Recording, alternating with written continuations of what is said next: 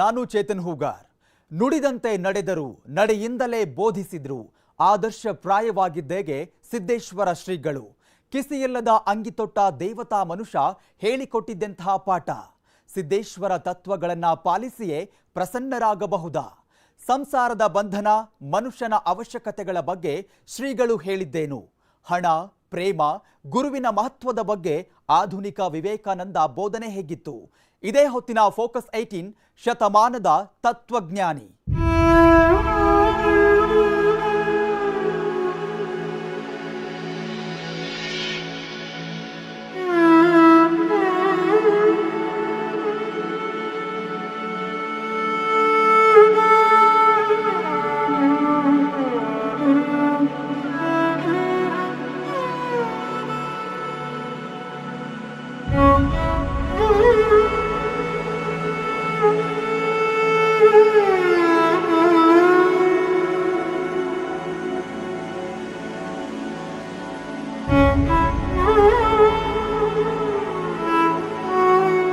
ಜ್ಞಾನವನ್ನ ಪಡೆದುಕೊಂಡ್ರು, ಜ್ಞಾನವನ್ನ ಬೋಧಿಸಿದ್ರು, ಜನರನ್ನ ಸಂತರನ್ನಾಗಿಸಲು ಪ್ರಯತ್ನಿಸಿದ್ರು.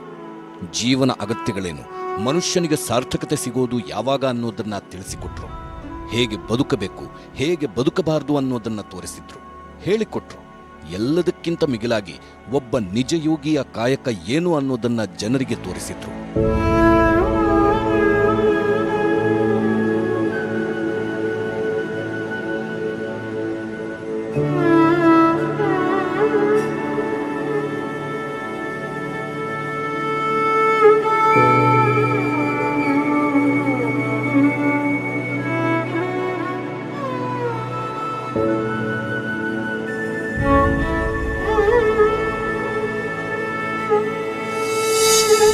ಶ್ರೀಗಳ ಕಿಸೆ ಇಲ್ಲದ ಅಂಗಿ ಬದುಕಿನ ಪಾಠ ಹೇಳಿದ್ದೇಗೆ?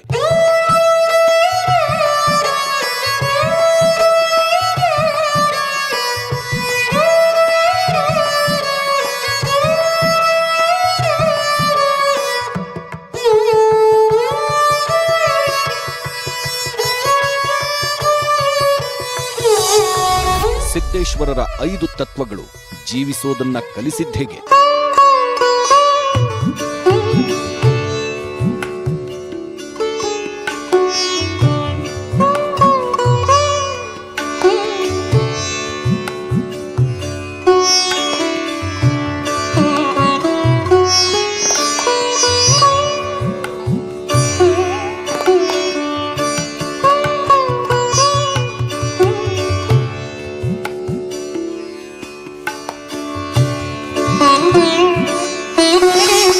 ಹಣ, ಪ್ರೇಮ, ಗುರು ಮನುಷ್ಯನನ್ನೇ ಬದಲಿಸುತ್ತವ.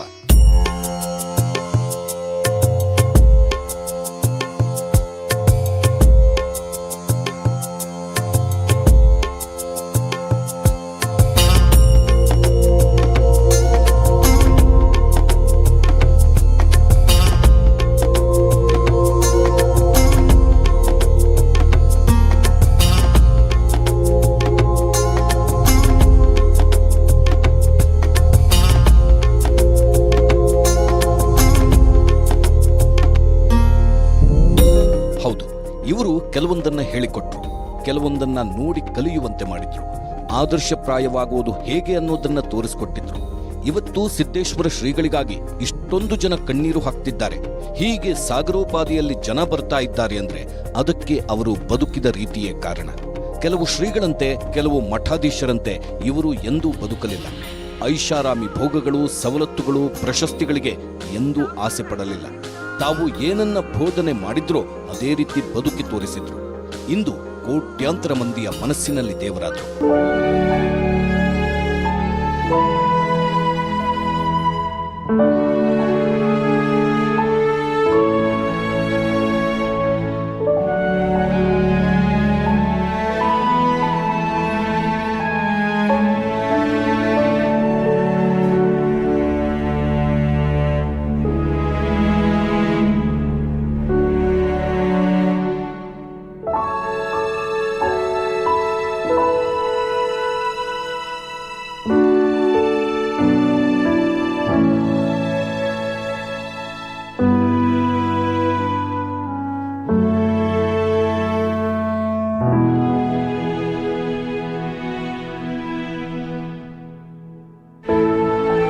ಸಿದ್ದೇಶ್ವರ ಶ್ರೀಗಳನ್ನ ನೋಡಿದವರು ಯಾರಾದ್ರೂ ಹೇಳ್ತಾರೆ ಇವರಷ್ಟು ಸರಳವಾಗಿ ಬದುಕೋದು ಸಾಧ್ಯವೇ ಇಲ್ಲ ಅಂತ. ಆದ್ರೆ ಅವರು ಕಷ್ಟಪಟ್ಟು ಸರಳವಾಗಿ ಇದ್ದಿದ್ದಲ್ಲ, ಸರಳವಾಗಿರುವುದೇ ಅವರ ವ್ಯಕ್ತಿತ್ವ ಆಗಿತ್ತು. ಅದರಿಂದಲೂ ಅವರು ಜನರಿಗೆ ಸಂದೇಶವನ್ನೇ ಕೊಡ್ತಾ ಇದ್ರು. ಬುದ್ಧ, ಬಸವಣ್ಣ, ವಿವೇಕಾನಂದರ ಸರಳತೆಯ ಆದರ್ಶವನ್ನೇ ಇವರೂ ಬೋಧನೆ ಮಾಡ್ತಾ ಇದ್ರು. ಹಾಗೆ ಇರೋದನ್ನ ಇಷ್ಟಪಡ್ತಾ ಇದ್ರು. ಬದುಕಿನುದ್ದಕ್ಕೂ ಸರಳತೆಯ ಸಾಕಾರ ಮೂರ್ತಿಯಾಗಿ ಉಳಿದುಬಿಟ್ರು. ಹಣ, ಶ್ರೀಮಂತಿಕೆ ಬಗ್ಗೆ ಸಿದ್ದೇಶ್ವರ ಶ್ರೀಗಳು ಹೇಳಿದ್ದೇನು? ಆಸೆ ಒಮ್ಮೆ ಆರಂಭ ಆಯಿತು, ಅದು ಮುಗಿಸ್ತದೆ ವಿನಃ ನಮ್ಮನ್ನು ಶ್ರೀಮಂತ ಮಾಡೋದಲ್ಲ, ಮುಗಿಸ್ತದೆ. ಇನ್ನೂವರೆಗೆ ಯಾರೂ ಅನುಭವಿಸಿಲ್ಲ. ಕೂಡ್ಸ್ಯಾರ, ಹೋಗ್ಯಾರ. ಕೂಡಿಸ್ದವ್ರೆಲ್ಲರೂ ಹೋಗ್ಯಾರ, ಕೂಡಿಟ್ಟಿದ್ದು ಉಳ್ದದ ಅಷ್ಟೇ. ಸಿದ್ದೇಶ್ವರ ಶ್ರೀಗಳು ಕಿಸೆಯೇ ಇಲ್ಲದ ಅಂಗಿಯನ್ನು ತೊಡ್ತಾ ಇದ್ರು. ಯಾಕಂದ್ರೆ ಅವರಿಗೆ ಕಿಸೆಯ ಅಗತ್ಯತೆಯೇ ಇರಲಿಲ್ಲ. ಅವರಿಗೆ ಹಣವೂ ಬೇಕಾಗಿರಲಿಲ್ಲ. ಕಿಸೆಯಲ್ಲಿ ಇಡುವಂತಹ ವಸ್ತುಗಳ ಅಗತ್ಯವೂ ಇರಲಿಲ್ಲ. ಅದಕ್ಕೆ ಅವರು ಸದಾ ಕಿಸೆಯಿಲ್ಲದ ಅಂಗಿಯನ್ನೇ ತೊಡ್ತಾ ಇದ್ರು. ಇದರಿಂದಲೇ ಅವರು ತಮ್ಮ ಭಕ್ತರಿಗೆ, ಜನರಿಗೆ ಒಂದು ಅಮೂಲ್ಯ ಸಂದೇಶವನ್ನ ಕೊಡೋಕೆ ತೀರ್ಮಾನಿಸಿದ್ರು. ಜೇಬಿಗೆ ಮಹತ್ವ ಕೊಟ್ಟರೆ ನೆಮ್ಮದಿಯಿಂದ ಬದುಕಲಾರಿರಿ ಅನ್ನೋ ಸಂದೇಶವನ್ನ ಅವರು ಕೊಡೋಕೆ ತೀರ್ಮಾನಿಸಿದ್ರು. ಸಾಕಷ್ಟು ಬಾರಿ ಅವರು ಹಣದ ವ್ಯಾಮೋಹ, ಸಂಪಾದನೆಗಳ ಬಗ್ಗೆಯೂ ಬೋಧನೆ ಮಾಡಿದ್ರು.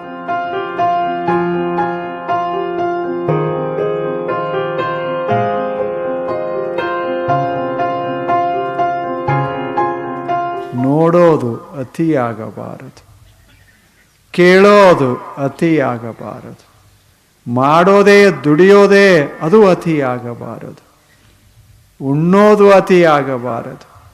ಅಲ್ಲವೇನು? ಇಲ್ಲದೆ ಇದ್ರ ದೇಶ ನಾಶ ಆಗ್ತದೆ, ಜಗತ್ತು ನಾಶ ಆಗ್ತದೆ. ಹೌದು, ಮನುಷ್ಯನಿಗೆ ಎಲ್ಲವೂ ಇರುತ್ತೆ. ತಿನ್ನೋಕೆ ಊಟ, ಮಲಗೋದಕ್ಕೆ ಮನೆ, ಎಲ್ಲವೂ ಇರುತ್ತೆ. ಆದರೂ ಅವನಿಗೆ ಸಮಾಧಾನ ಅನ್ನೋದೇ ಇರೋದಿಲ್ಲ. ಮತ್ತೆ ಏನೋ ಬೇಕು, ಎಲ್ಲ ಇದೆ, ಆದರೆ ಶ್ರೀಮಂತಿಕೆ ಇಲ್ಲ ಅನ್ನೋ ಬಯಕೆ. ಅದರಿಂದ ಅವನು ಇರೋ ನೆಮ್ಮದಿಯನ್ನೂ ಹಾಳು ಮಾಡಿಕೊಳ್ತಾನೆ. ಇಲ್ಲದ ಸಂಪತ್ತಿಗಾಗಿ ಪ್ರಾಣವನ್ನೇ ಕಳೆದುಕೊಳ್ತಾನೆ. ಅದಕ್ಕೆ ಯಾವುದೂ ಸಹ ಅತಿಯಾಗಬಾರದು. ಇದ್ದಿದ್ರಲ್ಲಿ ಜೀವನ ಕಂಡುಕೊಳ್ಬೇಕು ಅಂತ ಶ್ರೀ ಸಿದ್ದೇಶ್ವರ ಶ್ರೀಗಳು ಉಪದೇಶಿಸಿದ್ದಾರೆ. ನಡೆದಾಡುವ ಜ್ಞಾನಯೋಗಿ ಇಂತಹ ಜೀವನೋಪದೇಶಗಳನ್ನ ಸಾಕಷ್ಟು ಕೊಟ್ಟಿದ್ದಾರೆ. ಮನುಷ್ಯನಿಗೆ ಯಾವುದು ಮುಖ್ಯ, ಯಾವುದು ಮುಖ್ಯ ಅಲ್ಲ ಅನ್ನೋ ಬಗ್ಗೆ ಅವರು ಬದುಕಿದ್ದಷ್ಟೇ ಸರಳವಾಗಿ ತಿಳಿ ಹೇಳಿದ್ದಾರೆ. ಇವರು ಎಷ್ಟರ ಮಟ್ಟಿಗೆ ಸರಳವಾಗಿದ್ರು ಅಂದ್ರೆ ತಮ್ಮ ಬದುಕಿನುದ್ದಕ್ಕೂ ಯಾವುದೇ ಪ್ರಶಸ್ತಿಗಳನ್ನ ಇವರು ಸ್ವೀಕರಿಸಲಿಲ್ಲ. 2018ರಲ್ಲೇ ಕೇಂದ್ರ ಸರ್ಕಾರ ಸಿದ್ದೇಶ್ವರ ಸ್ವಾಮೀಜಿಗೆ ಪದ್ಮಶ್ರೀ ಪ್ರಶಸ್ತಿಯನ್ನ ಘೋಷಿಸಿತ್ತು. ಆದರೆ ಪ್ರಶಸ್ತಿಯನ್ನು ಶ್ರೀಗಳು ವಿನಯದಿಂದಲೇ ತಿರಸ್ಕರಿಸಿದ್ದರು. ನಾನು ಒಬ್ಬ ಸಂತ, ನನಗೇಕೆ ಪ್ರಶಸ್ತಿ? ಕೇಂದ್ರ ಸರ್ಕಾರ ನೀಡಿರುವ ಪ್ರಶಸ್ತಿ ಮೇಲೆ ನನಗೆ ಗೌರವವಿದೆ, ಆದರೆ ನನಗೆ ಪ್ರಶಸ್ತಿ ಬೇಡ ಅಂತ ತಿರಸ್ಕರಿಸಿದ್ರು. ಹೀಗೆ ಡಾಕ್ಟರೇಟ್ ಗೌರವವನ್ನು ಅವರು ಬೇಡ ಎಂದಿದ್ರು. ಯಾವ ಸರ್ಕಾರ, ಯಾವ ವ್ಯಕ್ತಿಗಳಿಂದಲೂ ಇವರು ಪ್ರಶಸ್ತಿ, ಅನುದಾನಗಳನ್ನ ಪಡೆಯಲೇ ಇಲ್ಲ.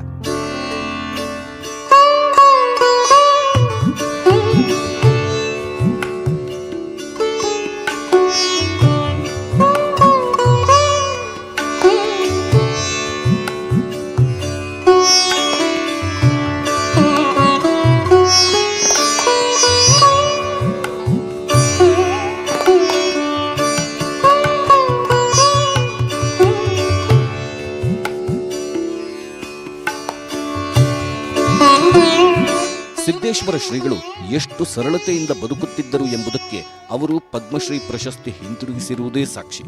ಈ ಕುರಿತು ಪ್ರಧಾನಮಂತ್ರಿ ನರೇಂದ್ರ ಮೋದಿ ಅವರಿಗೆ ಪತ್ರ ಬರೆದಿದ್ದ ಅವರು, ಭಾರತ ಸರ್ಕಾರ ನೀಡುವ ಅತ್ಯುನ್ನತ ನಾಗರಿಕ ಗೌರವ ಪ್ರಶಸ್ತಿಗಳ ಮೇಲೆ ನನಗೆ ಅಪಾರ ಗೌರವವಿದೆ. ಪದ್ಮಶ್ರೀ ಪ್ರಶಸ್ತಿ ಘೋಷಿಸಿದ್ದಕ್ಕೆ ಧನ್ಯವಾದಗಳು. ನಾನೊಬ್ಬ ಸಾಮಾನ್ಯ, ಆಧ್ಯಾತ್ಮದೆಡೆಗೆ ಒಲವಿರುವ ವ್ಯಕ್ತಿ. ಸಾಮಾನ್ಯ ಜೀವನ ನಡೆಸುತ್ತಾ ಆಧ್ಯಾತ್ಮಿಕ ಬೋಧನೆಯ ಮೂಲಕ ಜನರ ಜೀವನ ಉದಾತ್ತಗೊಳಿಸುವುದು ಉದ್ದೇಶ ನನ್ನದು. ಹಾಗಾಗಿ ಪ್ರಶಸ್ತಿಗಳ ಅವಶ್ಯಕತೆಯೂ ನನಗಿಲ್ಲ. ಎಲ್ಲ ಗೌರವಾಧಾರಗಳೊಂದಿಗೆ ಈ ಪ್ರಶಸ್ತಿಯನ್ನು ಹಿಂದಿರುಗಿಸುತ್ತಿದ್ದೇನೆ, ಅನ್ಯಥಾ ಭಾವಿಸದಿರಿ ಅಂತ ಹೇಳಿದರು. ಈ ಹಿಂದೆ ಒಲಿದು ಬಂದಿದ್ದ ಧಾರವಾಡ ಕರ್ನಾಟಕ ವಿಶ್ವವಿದ್ಯಾಲಯದ ಗೌರವ ಡಾಕ್ಟರೇಟ್ ಸೇರಿದಂತೆ ಅನೇಕ ಪ್ರಶಸ್ತಿಯನ್ನು ಶ್ರೀಗಳು ನಿರಾಕರಿಸಿದರು. ಸಿದ್ದೇಶ್ವರರ ಜೀವನ ಪಾಠಗಳು ಕೋಟ್ಯಾಂತರ ಮಂದಿಗೆ ಆದರ್ಶ. ಭಕ್ತರನ್ನ ಬಹುವಾಗಿ ಪ್ರೀತಿಸ್ತಾ ಇದ್ರು ಸಿದ್ದೇಶ್ವರ ಶ್ರೀಗಳು.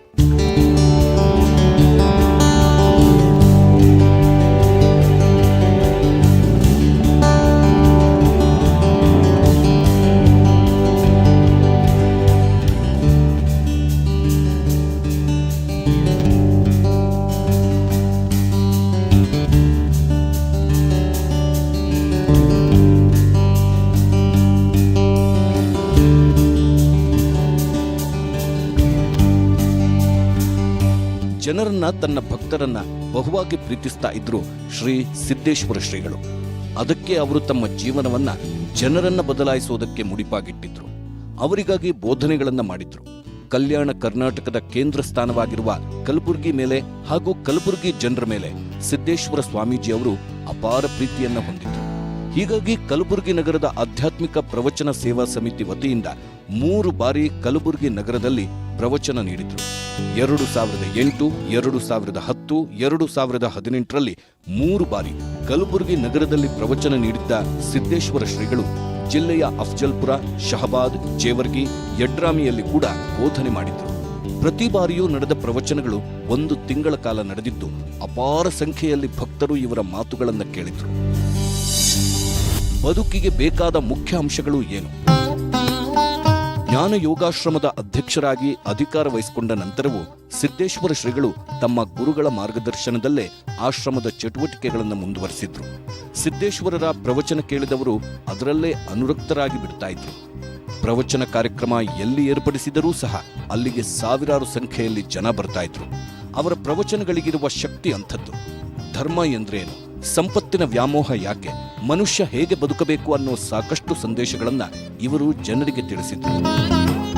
ಒಂದು ನಾಣ್ಣುಡಿ ಹೇಳುತ್ತಾರೆ, ಮಾತು ಬಲ್ಲವ ಮಾಣಿಕ್ಯ ತಂದ, ಮಾತು ಅರಿಯದವ ಜಗಳ ತಂದ. ಹಿಂಗಾಗಿ ಅದಕ್ಕೆ ನೀವೆಲ್ಲ ಚಂದ ಮಾತನಾಡೋದು. ಇದು ಎರಡನೇದ್ದು. ಮೊದಲನೇದ್ದು ಶರೀರ, ಎರಡನೇದ್ದು ಮಾತು. ಆ ಬಳಿಕ 3ನೇದ್ದು ವ್ಯವಹಾರ ಪ್ರಾಮಾಣಿಕ ಇರಬೇಕು. ಯಾವಾಗಲೂ ಯಾರು ಕೂಡ ಇವ್ರ ಮುಂದೊಂದು ಸುಳ್ಳು ಹೇಳೋದು, ಅಲ್ಲೊಂಥರ ಸುಳ್ಳು ಹೇಳೋದು, ಹಿಂಗೆ ಮಾಡಿದರೆ ನಮ್ಮ ವ್ಯವಹಾರಗಳೆಲ್ಲ ಕೆಟ್ಟು ಹೋಗ್ತಾವ. ಬದುಕೋದು ಹೇಗೆ, ಉತ್ತಮವಾಗಿ ಬದುಕೋದಕ್ಕೆ ಏನೆಲ್ಲ ಸೂತ್ರಗಳನ್ನು ಅನುಸರಿಸಬೇಕು ಅನ್ನೋದನ್ನ ಸಿದ್ದೇಶ್ವರ ಶ್ರೀಗಳು ಅದ್ಭುತವಾಗಿ ಹೇಳಿಕೊಡ್ತಾ ಇದ್ರು. ಅದಕ್ಕೆ ಸಾಕಷ್ಟು ಭಕ್ತರು ಇವರನ್ನ ದೇವರಂತೆ ಕಾಣ್ತಾ ಇದ್ರು. ದೇವರು ನಮಗೆ ಹೇಗೆ ಬದುಕಬೇಕು ಅಂತ ಹೇಳಿಕೊಟ್ಟಿಲ್ಲ, ಆದರೆ ಇಂತಹ ಸಾಧು ಸಂತರು ಅದನ್ನ ಮಾಡ್ತಾ ಇದ್ದಾರೆ ಅಂತ ಕೋಟ್ಯಾಂತರ ಭಕ್ತರು ಇವರನ್ನ ದೇವರ ರೂಪದಲ್ಲೇ ನೋಡ್ತಾ ಇದ್ರು. ಇವರು ಹೇಳಿಕೊಟ್ಟ ಜೀವನ ಪಾಠಗಳನ್ನ ಪಾಲಿಸ್ತಾ ಇದ್ರು. ಅದಕ್ಕೆ ಶ್ರೀಗಳು ಸಹ ಮನುಷ್ಯ ತಪ್ಪು ಮಾಡದೆ ಬದುಕೋದು ಹೇಗೆ ಅನ್ನೋದನ್ನ ಜನರಿಗೆ ಹೇಳಿಕೊಡ್ತಾ ಇದ್ರು. ಅಲ್ಲದೆ ಉತ್ತಮವಾಗಿ ಬದುಕೋಕೆ ಏನೆಲ್ಲ ಮುಖ್ಯ ಆಗುತ್ತೆ ಅನ್ನೋದನ್ನ ತಿಳಿಸಿಕೊಡ್ತಾ ಇದ್ರು.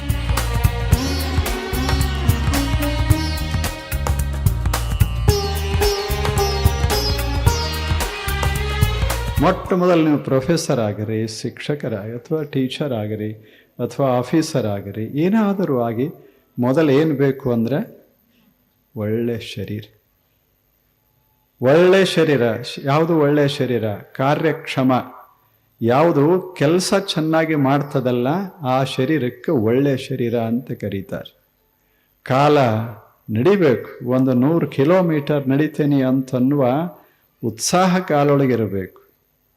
ಕೈಯೊಳಗೆ ಕೆಲಸ ಮಾಡ್ತಾ ಇದ್ರೆ 8 ತಾಸು ಮಸ್ತ್ ಕೆಲಸ ಮಾಡ್ತೀನಿ ಅಂತ ಅಂತಿರಬೇಕು. ಹಸುವಾಗಬೇಕು.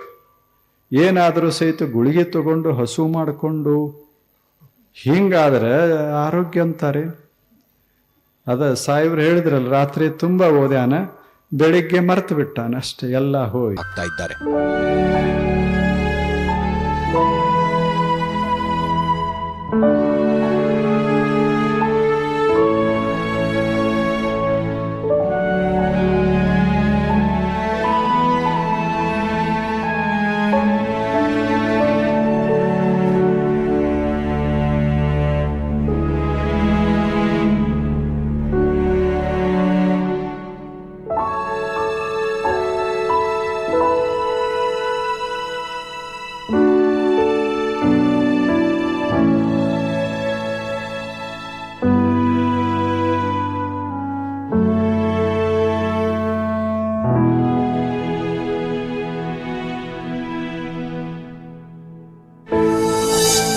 ಗುರುಗಳ ಬಗ್ಗೆ ಗುರುಗಳಿಂದಲೇ ಉಪದೇಶ. ಆಚಾರ್ಯ ಗುರು ಅವ ಪೂರ್ವ ರೂಪ ಬೇಕು. ಆಚಾರ್ಯ ಮೊದಲ ಗುರು, ಎಲ್ಲದರ ಆದಿಮ ಗುರು. ಆ ಬಳಿಕ ಶಿಷ್ಯ. ಅವರಿಬ್ಬರ ಮಧ್ಯ ಸುಂದರ ಸಂಬಂಧ ವಿದ್ಯಾ. ಆ ಬಳಿಕ ಹರಿತಾ ಇರುವ ಪ್ರವಾಹವೇ ಪ್ರವಚನ. ಎಷ್ಟು ಚಲೋ ಮಾತು ಹೇಳಿದರು. ಪ್ರವಚನ ಅಂದರೆ ಏನೂ ಅಲ್ಲ, ಜ್ಞಾನದ ಪ್ರವಾಹ. ಸರ್ವಸ್ವ ಪ್ರವಚನಗಳಿಂದಲೇ ಜನರ ಜೀವನ ಪರಿಪೂರ್ಣ ಅಂತ ಬದುಕಿದ್ರು ಸಂತ ಶ್ರೀ ಸಿದ್ದೇಶ್ವರ ಶ್ರೀಗಳು. ಜೀವನದಲ್ಲಿ ಒಳ್ಳೆಯದೇನು ಕೆಟ್ಟದ್ದೇನು ಅನ್ನೋದನ್ನ ಹೇಳಿಕೊಟ್ಟಿದ್ರು. ಹಾಗಾದ್ರೆ ಸಿದ್ದೇಶ್ವರ ಶ್ರೀಗಳು ಪ್ರೀತಿ ಮತ್ತು ದ್ವೇಷದ ಬಗ್ಗೆ ಹೇಳಿದ್ದಾದ್ರೂ ಏನು? ಸಂಸಾರದ ಬಗ್ಗೆ ಅವರು ಕೊಟ್ಟ ಸಂದೇಶಗಳೇನು ಅನ್ನೋದನ್ನ ಹೇಳ್ತೀವಿ. ಈ ಸ್ಟೋರಿ ನೋಡಿ. ಸರಳ ಸಜ್ಜನಿಕೆಯ ವ್ಯಕ್ತಿ, ಪ್ರವಚನಗಳ ಚೇತನ. ಖಾವಿ ತೊಡೆದಿದ್ದರೂ ಶ್ರೇಷ್ಠ ಶ್ರೀಗಳಾಗಿದ್ದರು. ಸರಳ ಸಜ್ಜನಿಕೆಯೇ ನನ್ನ ಆಸ್ತಿ ಅಂತ ಬದುಕಿದವರು ಸಿದ್ದೇಶ್ವರ ಶ್ರೀಗಳು. ಅವರು ಎಂದಿಗೂ ಯಾರಿಗೂ ಹೀಗೇ ಬದುಕಿ ಅಂತ ಹೇಳಲಿಲ್ಲ, ಆದ್ರೆ ಹೇಗೆ ಬದುಕಬಾರದು ಅನ್ನೋದನ್ನ ತಿಳಿಸ್ಕೊಟ್ಟಿದ್ರು. ಯಾವುದರಿಂದ ದೂರ ಇರಬೇಕು, ಯಾವ ರೀತಿ ನಡೆದುಕೊಳ್ಬೇಕು, ಯಾವುದಕ್ಕೆ ಆಸೆ ಪಡಬಾರದು ಅನ್ನೋದ್ರ ಬಗ್ಗೆ ಬೋಧನೆ ಮಾಡಿದ್ರು. ತಮ್ಮಂತೆಯೇ ಇರಬೇಕು ಅಂತ ಯಾರಿಗೂ ಹೇಳಲಿಲ್ಲ, ನೆಮ್ಮದಿಯಿಂದ ಬದುಕುವುದಕ್ಕೆ ಏನು ಮಾಡಬೇಕು ಅನ್ನೋದನ್ನ ತಿಳಿಸ್ಕೊಟ್ಟಿದ್ರು. ಸಿದ್ದೇಶ್ವರ ಶ್ರೀಗಳು ನಡೆದಾಡುವ ಜ್ಞಾನ ಭಂಡಾರವಾಗಿದ್ರು. ತಮ್ಮ ಜ್ಞಾನವನ್ನ ಬೇರೆಯವರಿಗೆ ಹಂಚುವುದರಲ್ಲೇ ಜೀವನದ ಸಾರ್ಥಕತೆ ಕಂಡುಕೊಳ್ತಾ ಇದ್ರು. ಪ್ರಖರ ಆಧ್ಯಾತ್ಮಿಕ ಸನ್ಯಾಸ ಜೀವಿಯಾಗಿದ್ದ ಸಿದ್ದೇಶ್ವರ ಮಹಾಸ್ವಾಮಿಗಳು ಪೂರ್ವಾಶ್ರಮದ ಜೊತೆ ಯಾವ ಬಾಂಧವ್ಯವನ್ನೂ ಹೊಂದಿರಲಿಲ್ಲ. ತಂದೆ ತಾಯಿ ದೈವಾಧೀನರಾದಾಗಲೂ ಅವರು ಬಿಜ್ಜರಿಗೆ ಹೋಗಲಿಲ್ಲ. ಸನ್ಯಾಸತ್ವದ ತತ್ವಗಳನ್ನು ಮೀರಲಿಲ್ಲ. ಕೊನೆಗೆ ತಮ್ಮನ್ನ ಇಹಲೋಕಕ್ಕೆ ಕಳಿಸಿಕೊಡುವಾಗಲೂ ಯಾವ ಆಡಂಬರ ಇರಬಾರದು ಅಂತಲೇ ಹೇಳಿದ್ರು. ನಿಜಕ್ಕೂ ಇಂಥ ಒಬ್ಬ ಜ್ಞಾನಯೋಗಿ ನಮ್ಮ ಮಧ್ಯೆ ಇದ್ದರು ಅನ್ನೋದೇ ಹೆಮ್ಮೆಯ ವಿಚಾರ. ಅವರು ದೈಹಿಕವಾಗಿ ಇಲ್ಲದೇ ಇದ್ರೂ ಅವರ ಪ್ರವಚನಗಳು ನಮ್ಮೊಂದಿಗೆ ಉಳಿದುಕೊಂಡಿರುವುದು ನಮ್ಮ ಅದೃಷ್ಟ. ಯಾವುದನ್ನ ನಮ್ಮಲ್ಲಿ ಇಟ್ಕೊಳ್ಬೇಕು, ಯಾವುದನ್ನ ಬಿಡಬೇಕು. ಹೌದು, ಸಿದ್ದೇಶ್ವರ ಶ್ರೀಗಳ ಒಂದೊಂದು ಮಾತುಗಳು ಸಹ ನಮಗೆ ಅರಿವಿಲ್ಲದ ಹಾಗೆ ನಮ್ಮ ಮನಸ್ಸನ್ನ ಸೇರಿಕೊಳ್ಳುತ್ತೆ. ನಮ್ಮನ್ನ ಕೆಲವೇ ದಿನಗಳಲ್ಲಿ ಬದಲಾವಣೆ ಮಾಡಿಬಿಡುತ್ತೆ. ನಾವು ಕೆಟ್ಟದಾಗಿ ಬದುಕೋದು, ಒಳ್ಳೆಯವರಾಗಿ ಬದುಕೋದು ನಮ್ಮ ಕೈನಲ್ಲೇ ಇರುತ್ತೆ.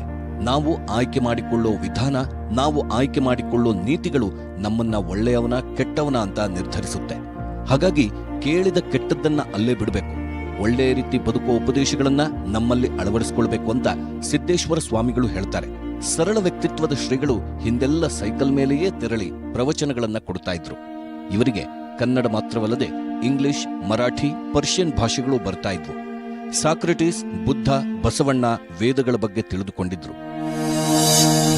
ಮನುಷ್ಯನ ದುಃಖಕ್ಕೆ ಕಾರಣ ಏನು, ದುಃಖ ಕಳೆದುಕೊಳ್ಳೋದು ಹೇಗೆ? ಪ್ರತಿಯೊಬ್ಬ ಮನುಷ್ಯನಿಗೆ ಸುಖ ದುಃಖಗಳಿರ್ತವೆ. ಸುಖ ಸಿಕ್ಕಿದಾಗ ಸಂತೋಷ ಮಾಡೋ ಮನುಷ್ಯ ದುಃಖ ಬಂದಾಗ ಮಾತ್ರ ಅದಕ್ಕೆ ಮರುಕ ಪಡ್ತಾನೆ. ದುಃಖದಿಂದ ತನ್ನ ಮುಕ್ತ ಮಾಡುವಂತೆ ಕೇಳಿಕೊಳ್ತಾನೆ. ಅದರ ಬಗ್ಗೆಯೂ ಸಿದ್ದೇಶ್ವರ ಶ್ರೀಗಳು ತಮ್ಮ ಉಪದೇಶವನ್ನ ಕೊಟ್ಟಿದ್ದಾರೆ. ಬುದ್ಧ, ಮಹಾವೀರರು ದುಃಖಕ್ಕೆ ಮೂಲ ಯಾವುದು ಅನ್ನೋದನ್ನ ಹೇಳಿದ್ದಾರೆ. ಅದನ್ನ ನಾವು ಪಾಲನೆ ಮಾಡಬೇಕು ಅಷ್ಟೇ ಅಂತ ಜನರಿಗೆ ಜೀವನದ ಸಂದೇಶ ಕೊಟ್ಟಿದ್ದಾರೆ. ಸಿದ್ದೇಶ್ವರ ಸ್ವಾಮಿಗಳ ಪ್ರಕಾರ